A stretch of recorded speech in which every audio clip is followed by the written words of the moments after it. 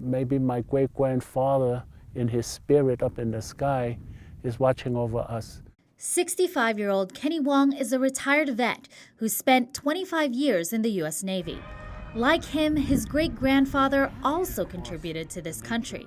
But unlike him, his great-grandfather was erased from American history. I used to tell everybody, hey, my great-grandfather helped build the Transcontinental Railroad. That's why I know. When I first heard, hey, we'll be doing the 150th anniversary of the Transcontinental, I said, what? I have to go. I don't care. I have to go. I will go. Wong Sing Leung, Kenny's great-grandfather, was one of the 12,000 nearly forgotten Chinese railroad workers who built the first transcontinental railroad. My great-grandfather have left China at a young age, really, in maybe his late 20s. The majority of Chinese railroad workers were poor, and the railroad work gave them economic opportunities. The railroad connected the east to the west coast in Promontory, Utah. It is credited with making America the economic power it is today because it cut travel times to days instead of months. We joined Kenny on his journey to find his great-grandfather's past. This journey is so important to me that where I want to find out for myself what it was really like during the time. We're at the Family History Library in Salt Lake City, a genealogical research facility, to see if there are any documents that prove Kenny's great-grandfather worked on the railroad. Trying to identify them in the records can be challenging. Kenny doesn't have much information to go on. He's got the Chinese name. Once we find somebody with that name in the right time period, having any surety that this is our guy is kind of difficult because we don't have anything else to connect him. Many Chinese Americans today are interested to see if they can find direct documentary evidence.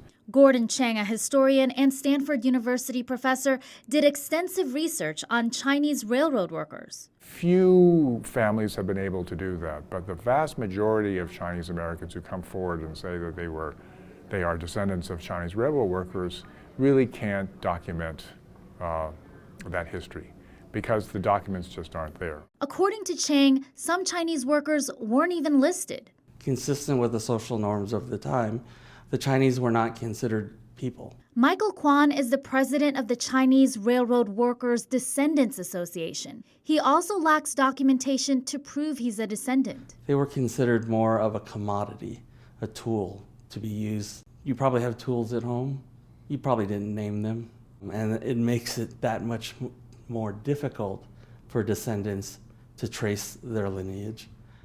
Since this is the first time I'm here, a little more than an hour away is the Chinese Arch, which marks an old Chinese settlement where railroad workers may have lived. Okay, we just walk slowly. It feels that at this time and point, I feel like I'm kind of reliving what my great-grandfather have gone through.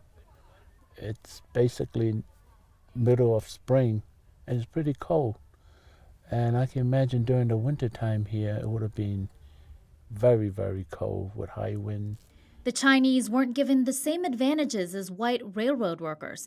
They lived in tents as opposed to railroad cars, were paid half the salary, and oftentimes they were given more dangerous work, working with explosives. Hundreds died. Wong survived. He spent 35 years in America. But after the completion of the railroad, he was kicked out of the country by the Chinese Exclusion Act of 1882. It was the first law to ban immigration based on race, and it deported Chinese workers. Why give back to this country, the same country that kicked your great-grandfather out? I never knew my great-grandfather was kicked back to China. And, well, maybe I was ignorant. I didn't know about the Chinese Exclusion Act until maybe some 15, 16 years ago. Does the Chinese Exclusion Act and what your great-grandfather has gone through, does that change your view of America? No. I will remember that, but